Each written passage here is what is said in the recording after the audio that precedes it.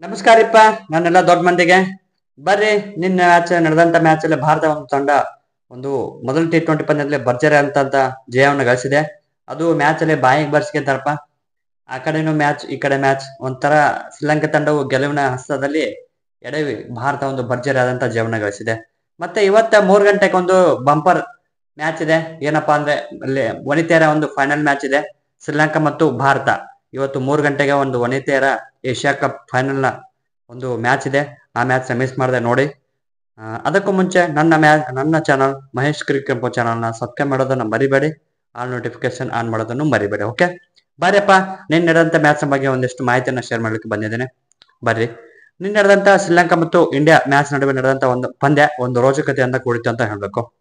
ನಿನ್ನೆ ಟಾಸ್ ಅನ್ನ ಗೆದ್ದು ಒಂದು ಫೀಲ್ಡಿಂಗ್ ನ ಆಯ್ದುಕೊಂಡಂತ ಶ್ರೀಲಂಕಾ ತಂಡವು ಒಂದು ಬ್ಯಾಟಿಂಗ್ ನ ಮೊದಲು ಟಾಸ್ ಅನ್ನ ಸೋತು ಬ್ಯಾಟಿಂಗ್ ಅನ್ನ ಇಳಿದಂತ ಭಾರತ ತಂಡವು ಒಂದು ಬೃಹತ್ ಆದಂತ ರನ್ ಅನ್ನ ಗಳಿಸಿತು. ಅಂದ್ರೆ 213 ರನ್ ಗಳಿಸಿ ಒಂದು 7 ವಿಕೆಟ್ ಅನ್ನು ಕಳೆದುಕೊಂಡು ಒಂದು ಬೃಹತ್ ಟಾರ್ಗೆಟ್ ಅನ್ನು ನೀಡಿತು. ಅದರಲ್ಲಿ ನಮ್ಮ ಭಾರತದ ಓಪನಿಂಗ್ ಪಾರ್ಟ್ನರ್ಶಿಪ್ ಶುಭ್ಮನ್ ಗಿಲ್ ಮತ್ತು ಯಶಸ್ವಿ ಜೈಸ್ವಾಲ್ ಅವರು ಒಂದು ಭರ್ಜರಿ ಆದಂತ ಪಾರ್ಟ್ನರ್ಶಿಪ್ ಅನ್ನ ಆಡಿದರು ಅಂತ ಹೇಳ್ಬೇಕು.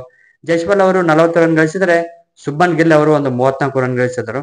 ಹಾಗೆ ಸೂರ್ಯಕುಮಾರ್ ಯಾದವ್ ಅವರು ಒಂದು 58 ರನ್ ಗಳಿಸಿ ಒಂದು 223 ರನ್ ಸ್ಟ್ರೈಕ್ ರೇಟ್ ನ ಮೂಲಕ ಒಂದು 58 ರನ್ ಅನ್ನು ಗಳಿಸಿದರು.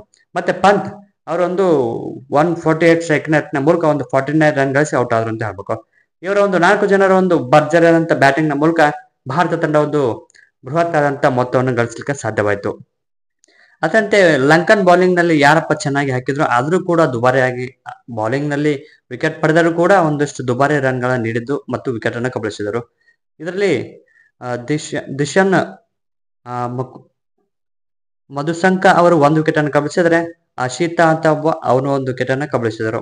ಮತ್ತೆ ಫತಿರಾನ ಅವರು 4 ವಿಕೆಟ್ ಅನ್ನು ಕಬಳಿಸಿದ್ರು ಕೂಡ ಒಂದಷ್ಟು ರನ್ ಗಳನ್ನ ಬಿಟ್ಟುಕೊಟ್ರು. ಮತ್ತೆ ಹಸರಂಗ ಅವರು ಕೂಡ ಒಂದು ಉತ್ತಮ ಎಕಾನಮಿಯೊಂದಿಗೆ 1 ವಿಕೆಟ್ ಅನ್ನ ಕಬಳಿಸಿದರು. ಬರೀ ನೆಕ್ಸ್ಟ್ ಟಾರ್ಗೆಟ್ ಅನ್ನ ಬೆನ್ನತ್ತಿದಂತ ಒಂದು ಲಂಕನ್ ತಂಡವು ಅಂದ್ರೆ ಶ್ರೀಲಂಕಾ ತಂಡವು ಒಂದು ಮೊದಲಿಗೆ ಶ್ರೀಲಂಕಾ ತಂಡವು ಒಂದು ಗೆಲುವಿನ ಸನಿಯ ಹೋಗ್ತತೆ, ಗೆದ್ದು ಬಿಡ್ತಾರೆ ಅಂತ ಮ್ಯಾಚ್ ಅನ್ಕೊಂಡಿದ್ವಿ.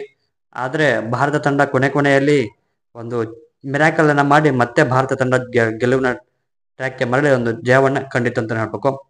ಭರ್ಜರಿ ಆದಂತ ಓಪನಿಂಗ್ ಪಾರ್ಟ್ನರ್ಶಿಪ್ ಅನ್ನ ನೀಡ್ತಾ ಇದ್ದಂತ ಲಂಕನ್ ತಂಡವು ಒಂದು ಗೆಲುವಿನ ಹಸ್ತ ಮುಡಿಸ ಬಿಟ್ಟಿತ್ತು. ಭಾರತ ತಂಡದಲ್ಲಿ ಒಂದು ಸೋತ್ವಿ ಅಂತ ಅನ್ಕೊಂಡೇ ಬಿಟ್ಟಿದ್ದು ನಾವು ನೋಡ್ತಾ ಇದ್ದಾರು. ಆ ನಂತರ ಬಂದಂತ ರಿಯಾನ್ ಪರಾಗ್ ಅವರ ಒಂದು ಅದ್ಭುತವಾದಂತ ಬೌಲಿಂಗ್, ಆ ಬೌಲಿಂಗ್ ನ ಚೇಂಜ್ ಮಾಡುತ್ತೆ ಅಂತ ಹೇಳ್ಬೇಕು ಟೀಮ್. ಓಕೆ, ನಿನ್ನೆ ನಡೆದಂತ ಲಂಕಾ ಸೆಕೆಂಡ್ ಬ್ಯಾಟಿಂಗ್ ನಲ್ಲಿ 170 ರನ್ ಗಳಿಗೆ ಆಲ್ಔಟ್ ಆಯ್ತು. ಅದರಲ್ಲಿ ಇಂಡಿಯಾ ಒಂದು ಭಾರತ ಒಂದು ಭರ್ಜರಿ ಅಂತ 43 ರನ್ ಗಳ ಜಯವನ್ನು ಗಳಿಸಿತು. ನಿಶಾಂಕ ಅವರು 79 ರನ್ ಗಳಿಸಿದ್ರು ಶ್ರೀಲಂಕಾ ತಂಡದಲ್ಲಿ.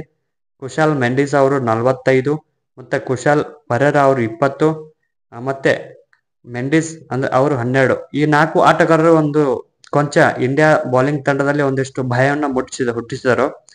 ಮ್ಯಾಚ್ ಅನ್ನು ಗೆದ್ಬಿಟ್ಟು ಅಂತ ಅನ್ಕೊಂಡಿದ್ದಂತ ಶ್ರೀಲಂಕಾ ತಂಡಕ್ಕೆ ರಿಯಾನ್ ಪರಾಗ್ ಮತ್ತು ನಮ್ಮ ಬೌಲಿಂಗ್ ಯೂನಿಟ್ ಕೊನೆಯಲ್ಲಿ ಶಾಕ್ ನೀಡಿತು. ನಮ್ಮ ಇಂಡಿಯನ್ ಬೌಲಿಂಗ್ ನಲ್ಲಿ ಉತ್ತಮ ಎಕಾನಮಿ ಮತ್ತು ಭರ್ಜರಿಯಾಗಿ ಬೌಲಿಂಗ್ ಮಾಡುದು ಯಾರ್ಯಾರು ಅಂತ ನೋಡೋಣ ಬನ್ನಿ. ಹರ್ಷದೀಪ್ ಸಿಂಗ್ ಅವರು 2 ವಿಕೆಟ್ ಅನ್ನು ಕಬಳಿಸಿದರು. ಅವರ ಎಕಾನಮಿ 8.8 ಇತ್ತು. ಮತ್ತೆ ಮೊಹಮ್ಮದ್ ಸಿರಾಜ್ ಅವರು ಕೂಡ 1 ವಿಕೆಟ್ ಅನ್ನು ಪಡೆದರು. 7.7 ಎಕಾನಮಿ ಉತ್ತಮವಾಗಿತ್ತು. ಅಕ್ಷರ್ ಪಟೇಲ್ ಅವರು 2 ವಿಕೆಟ್ ಅನ್ನು ಕಬಳಿಸಿದರು. ಅವರ ಎಕಾನಮಿ 9.5 ಇತ್ತು. ಮತ್ತೆ ರವಿ ಬಿಷ್ಣೋಯ್ ಅವರು 1 ವಿಕೆಟ್ ಅನ್ನು ಕಬಳಿಸಿದರೆ 9.2 ಎಕಾನಮಿ ಎಂದು ಬೌಲಿಂಗ್ ಅನ್ನು ಮಾಡಿದ್ರು. ಮತ್ತೆ ರಿಯಾನ್ ಪರಾಗ್ ಇವರು ಒಂದು ಬ್ಯಾಟ್ಸ್ಮನ್ ಆಗಿದ್ದರು. ಅದ ಗಂಭೀರವನ್ನ ಒಂದು ಮಿರಾಕಲ್ ಮೂಲಕ ಒಂದು ಬೌಲಿಂಗ್ ನ ಮಾಡಿ ಒಂದು ಬೇಕಾದಂತ ಹಂತದಲ್ಲಿ 3 ವಿಕೆಟ್ ಅನ್ನು ಕಬಳಿಸಿ ಮ್ಯಾಚ್ಗೆ ಒಂದು ತಿರುವನ್ನ ನೀಡಿದರು. ಇವರು ಮಾಡಿದಂತ ವಿಕೆಟ್ ಪಡೆದಿದ್ದು 3 ವಿಕೆಟ್, ಅದು 1.2 ಓವರ್ಗಳಲ್ಲಿ 3.8 ಎಕಾನಮಿಯೊಂದಿಗೆ. ಈ ಮ್ಯಾಚ್ ಅಲ್ಲಿ ಭಾರತ ತಂಡ ಒಂದು ಭರ್ಜರಿಯಾಗಿ ಅಂತ ಒಂದು 43 ರನ್ಗಳ ಒಂದು ಜಯವನ್ನು ಗಳಿಸಿತು. ಅದರೊಂದಿಗೆ ಭಾರತ ತಂಡ 3 T20 ಸೀರೀಸ್ ನಲ್ಲಿ 1-0 ಅಲ್ಲಿ ಮುನ್ನಡೆದಿದೆ. ಈ ಮ್ಯಾಚ್ ಅಲ್ಲಿ man of the match award Suryakumar Yadav, ನಾಯಕನ ಆಟ ಆಡಿದಂತ ಸೂರ್ಯಕುಮಾರ್ ಯಾದವ್ ಅವರು ಒಂದು ಅರ್ಧ ಶತಕದ ಮೂಲಕ ಒಂದು ಭರ್ಜರಿ ಆದಂತ ಬ್ಯಾಟಿಂಗ್ ಮಾಡಿದ್ರು.